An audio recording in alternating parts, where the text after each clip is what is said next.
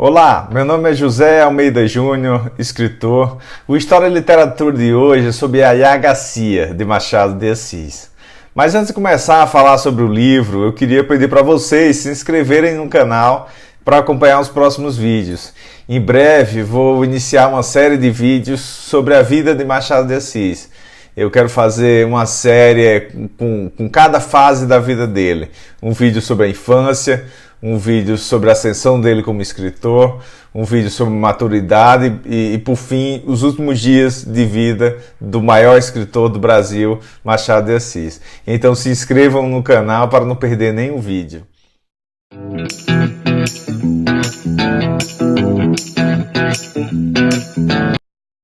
Não, você não pode. Você não tem esse direito, na verdade, nem você, nem eu. Jorge! Direito?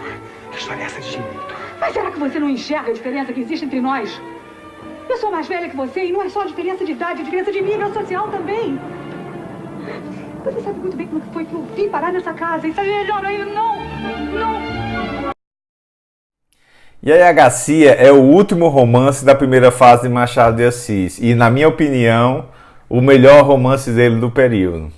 Aqui Machado deixa de lado um pouco da ingenuidade e do purismo que marcaram os romances anteriores dele. E nós começamos a perceber a realidade e o desencanto dele com a vida e com a sociedade fluminense, que vai se desenvolver melhor a partir de Memórias Póstumas de Brás Cubas. Yaya Garcia foi publicado primeiro em formato de folhetim no jornal O Cruzeiro. Foi publicado entre janeiro e março de 1878. Só depois ele teve um formato de livro em edição. O enredo de Yaya Garcia é aparentemente banal, simples, típico dos folhetins românticos da época. Mas se lido com atenção, o livro toca em questões muito profundas da época, como o paternalismo, muito presente entre pessoas livres, ou seja, entre pessoas não escravizadas. É importante ter em mente que no Brasil do século XIX, além das relações que são muito faladas entre senhores e escravos, também existia uma relação entre pessoas livres, entre senhores e agregados, entre senhores e dependentes, né? E Machado explora essa relação como ninguém. E em Yaya Garcia, o paternalismo é abordado de maneira bem explícita, como nenhum outro romance. Por isso que nos livros de Machado de Assis quase sempre tem a figura do agregado. O próprio Machado de Assis cresceu nessa relação paternalista, né, como agregado, desde a infância dele no Morro do Livramento até depois na fase adulta como funcionário público, trabalhando nos jornais. Embora ele fosse livre, mas ele vivia uma relação de dependência com pessoas que bancavam Machado de Assis até ele chegar na ascensão. Então eu vou falar um pouco do enredo de Yaya Garcia, sempre dando destaque para essa relação de paternalismo presente em toda a obra machadiana, e vocês também, a partir de agora, quando forem ler livros de Machado de Assis, especialmente os romances da primeira fase, vão ter que prestar atenção nessa relação de paternalismo entre senhores e agregados. O livro começa com Valéria, uma viúva rica de um desembargador, que convida um amigo da família para retribuir um favor. Esse convidado se chama Luiz Garcia, um funcionário público, portanto homem livre, mas nem por isso está livre da relação paternalista e tem que retribuir esse favor. Então a viúva Valéria pede para Luiz Garcia convencer o filho, chamado Jorge, a se alistar como voluntário na Guerra do Paraguai. Luiz Garcia inicialmente se recusa porque não queria se sentir culpado se o rapaz viesse a morrer na guerra, mas Valéria mente e diz que Jorge está tendo um caso com uma mulher casada. E ela relembra também a relação de amizade e favor mantida entre a família de Valéria e Luiz Garcia desde a época em que o desembargador era vivo. Então vejam aqui a primeira relação de paternalismo da obra. Depois da insistência, Luiz Garcia acaba aceitando a tarefa de convencer o rapaz. Acontece que Jorge não estava tendo um caso com uma mulher casada, mas sim com uma agregada da família, uma agregada chamada Estela. Os dois conviviam há tempos na mesma casa, quase como se fossem irmãos, mas Jorge se apaixona por Stella. Ele na condição de herdeiro rico, portanto superior, e ela na condição de agregada pobre. Então vejam aqui outra relação de paternalismo explorada por Machado de Assis. Jorge, por estar numa posição superior, acha que a agregada Stella deve se submeter às suas vontades, mas Stella é uma agregada orgulhosa e essa é uma característica importante de todos os agregados dessa primeira fase de Machado de Assis. Quem já leu Helena sabe como ela também era orgulhosa e não se sujeitava aos caprichos dos senhores. Eu vou ler aqui um trechinho em que Jorge tenta cortejar Stella e ela se recusa. Quem era ela para o afrontar assim? Não há de sair daqui sem me dizer se gosta de mim. Vamos, responda. Não sabe o que lhe pode custar esse silêncio? Não obtendo resposta, continuou depois de alguma pausa. É animosa. Saiba que posso vir a odiá-la e que talvez já a odeio. Saiba também que posso tirar vingança de seus desprezos e chegarei a ser cruel se for necessário. Vejam como Jorge se impõe numa relação de superioridade.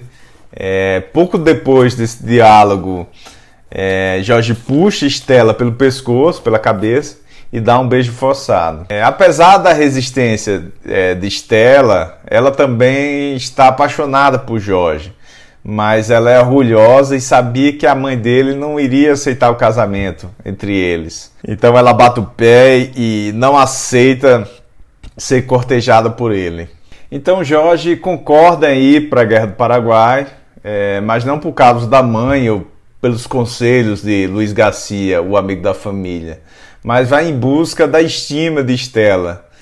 Ele acha que o sacrifício dele na guerra iria despertar a paixão de Stella. Mas quando Jorge estava na Guerra do Paraguai, Stella se casa com Luiz Garcia, que é bem mais velho que ela, né? Luiz Garcia é aquele que eu falei no início que Valéria chamou para aconselhar Jorge a ir para a guerra. E tudo isso foi alcovitado pela viúva Valéria, que dá um dote generoso para o casamento de Stella e também oferece um dote para a filha de Luiz Garcia se casar no futuro com Yaya Garcia. Jorge luta na guerra com heroísmo de quem quer morrer, depois que sabe que Stella tinha se casado com Luiz Garcia, um amigo da família, e pior ainda, com as bênçãos da mãe, né? Mas ele sobrevive como herói de guerra e recebe uma patente de major. Quando Jorge retorna ao Rio, 4 anos depois, a mãe dele já estava morta e ele vai ter que lidar com Stella e Luiz Garcia casados. Durante algum tempo, Jorge evita a casa deles, mas depois fica sabendo que Luiz Garcia tem um problema grave no coração e que talvez tenha poucos dias de vida. Então reacende as esperanças de Jorge. Ele pensa em herdar Stella após a morte de Luiz Garcia. Mas é importante dizer que ele não pensa em tomá-la em vida. Então veja que Machado de Assis avança sim no realismo, porque ele não trata mais do amor de juventude, né? No amor entre pessoas jovens que querem se casar pela primeira vez, como em Helena, por exemplo, mas em Yaya Garcia é um amor entre gente casada. Então vejam que já é um avanço para aquele tipo de folhetim lido pelas famílias da corte do Rio de Janeiro. Mas, por outro lado, Machado de Assis não se arrisca, por exemplo, no adultério entre Jorge e Stella enquanto Luiz Garcia está moribundo. Os sentimentos de Jorge no livro são bem ingênuos, porque ele espera Luiz Garcia morrer para só depois querer se casar com Stella. Como estava doente, Luiz Garcia pede para Jorge, como o último desejo, se casar com sua filha, Yaya Garcia. Vejam que Yaya Garcia só aqui vai aparecer de maneira relevante no romance. Ou seja, já na segunda metade do livro. Então, o título de Yaya Garcia não corresponde bem ao conteúdo do romance, porque o verdadeiro protagonista é Estela e não Yaya Garcia. Jorge, apesar de ainda gostar de Estela, considera a possibilidade de se casar com Yaya Garcia antes do pai dela morrer, Luiz. Acontece que Yaya Garcia já tinha um outro pretendente, era Procópio Dias, que aqui aparece como um vilão bem caricato. Ele é um cinquentão, comerciante, que tinha se enriquecido em negócios espúrios na época da Guerra do Paraguai. Uma característica importante dos livros de Machado de Assis é que o burguês é sempre mal visto nos romances dele. Basta lembrar o Santos, personagem de Isaú Jacó, o cunhado também de Brás Cubas, eu não me recordo agora o nome, mas também ele era mal visto. Então vejam que sempre quando vocês forem ler algum livro de Machado de Assis, prestem atenção no capitalista, no burguês, no homem do dinheiro, porque geralmente ele vai ter uma péssima imagem. Machado de Assis era um monarquista tradicional, então ele não via com bons olhos essa ascensão burguesa através do dinheiro. A nobreza para ele estava muito ligada à terra. Quando Procópio Dias descobre que Jorge e Yaya Garcia vão se casar, ele chama Yaya e diz que Jorge sempre amou Estela e que ele queria, na verdade, era Estela, ou então queria, na verdade, se relacionar com as duas ao mesmo tempo. Então vejam que confusão e que Jorge se mete. Mas eu vou parar por aqui, não vou entregar mais o livro para vocês saberem mais sobre o desenrolar desse relacionamento, que é muito mais do que um triângulo amoroso, porque envolve Jorge, Yaya Garcia, Procópio Dias, Estela e Luiz Garcia. Vocês vão ter que ler o livro, que eu recomendo muito. É uma trama muito bem urdida, muito bem feita por Machado de Assis. É o melhor romance de Machado de Assis da primeira fase. Não deixem de ler. E para compreender melhor Yaya Garcia e os outros romances dessa primeira fase, eu vou deixar aqui uma sugestão de leitura.